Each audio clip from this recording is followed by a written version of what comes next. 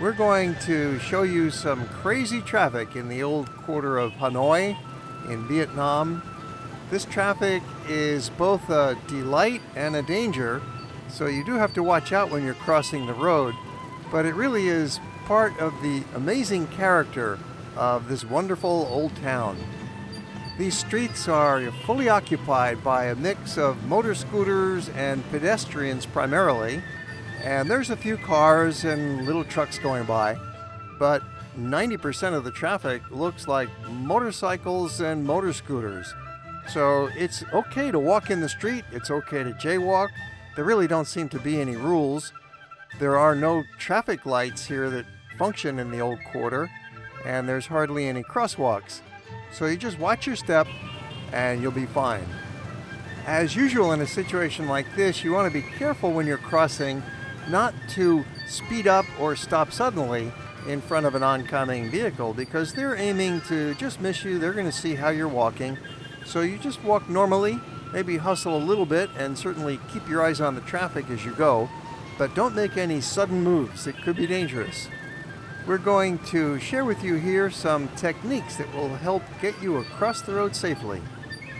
Even though most of these streets are one way, you want to be careful to look left and right in both directions, because sometimes the bikes will be going against the flow of traffic. So just be careful and walk slowly and you'll be fine. Very often the sidewalks are quite narrow, and sometimes they're blocked by the vendors and by the little sidewalk restaurants and their tables and stools, or by parked motorcycles. So you cannot always count on walking along on the sidewalk. Normally, people just walk in the street. Our new friend Hong walked along with us, and she shared some tips that will help you survive the traffic. So today is Sunday at the weekend, so there are many people come here. They want to buy clothes. So you can see there are a long queue of the motorcycle on the pavement, and we have no space to move.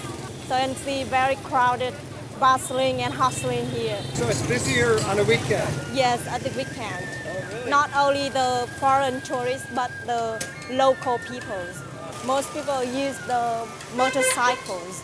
You must be careful because there are a lot of vehicles. Intersection of the many streets. For example, Hang Ngang Street, cut through the Hang Buom Street. Very busy. Yeah. It's not allowed to ride 3 people on a motorcycle. Just only 2 people. And they have to wear a helmet. Yes. Helmet law. From the 2008, every road user, especially for the motorcycle, they must wear a helmet, or they are punished by the traffic police, stylized by the fashion designer. Yeah. If you like, you can also take a motorcycle taxi ride. This is very common throughout Southeast Asia, and you can do it either to get from point A to B, or you can hire a taxi motorcycle for a half-hour tour of the city. Sit on the back and you'll be in good shape. You get a great view, make it 1 hour maybe, and the price is so cheap, and then you can provide a nice tip for your driver. Alternatively, you could rent a motorbike and drive it yourself. You need to be experienced and perhaps a little crazy, but you might have a great time. How much for one day? $5 for one day. That's a great price for renting it all day, driving around these streets yourself. You might notice that I like these motorcycles. Well, that's because I drive one myself. I've got a Honda 150. It's really quite safe and very economical and a lot of fun to drive. You go fast, you cut right through the traffic, and it's inexpensive. It's a lot of fun and very safe. You don't see motorcycles crashing here. It's very safe, right? Right. No problem. And you get a real good view of the scenery this way on the back of a motorcycle.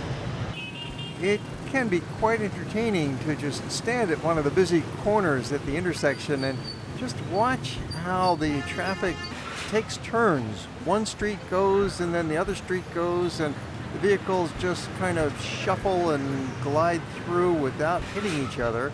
and no traffic lights and no police to help direct the flow. It's all done out of a sense of courtesy and just from automatic reactions. We're standing on the sidewalk at morning rush hour in Hanoi, amazed at this traffic. They don't seem to have much of a conflict, even though the traffic is very thick and heavy. They're just gliding along. Even when it comes to an intersection, at morning rush hour, there's policemen at the major intersections that help out. But otherwise, most intersections have no traffic lights and no stop signs. They just somehow take turns and weave their way through the traffic. They drive motorcycles instead of cars because the bike is much less expensive. People here really don't have a lot of money, and you can get a good motorcycle for under $1,000, whereas a car is a lot more than that, obviously.